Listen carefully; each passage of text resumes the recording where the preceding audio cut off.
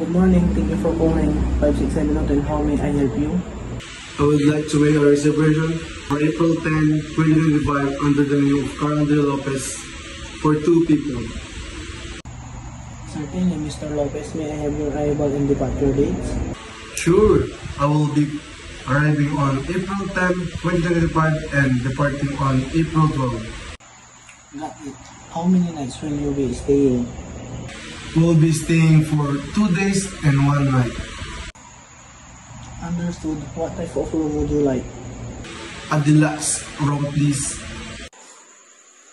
Note, would you like your stay to include breakfast? With breakfast, please. Thank you. May I have your contact details and any special request?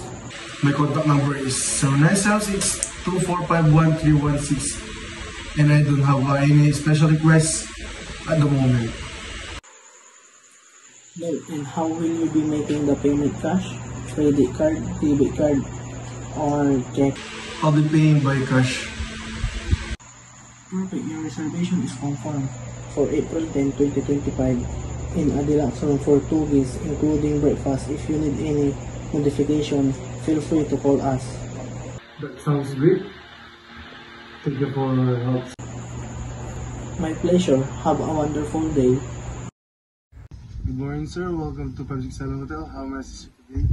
I have reservation. Adrian Miles Cantano. Thank you, Mr. Gagnayo. Let me check your reservation.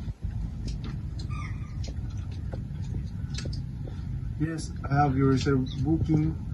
Here you're staying from April 10 to April 12 in the deluxe room. Is that correct, sir? Yes, that's right. Great. May I please receive your valid ID in the credit card used for the booking?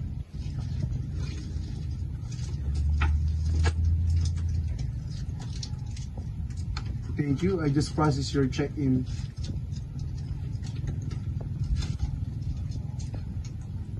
Everything's all set. Here your room key.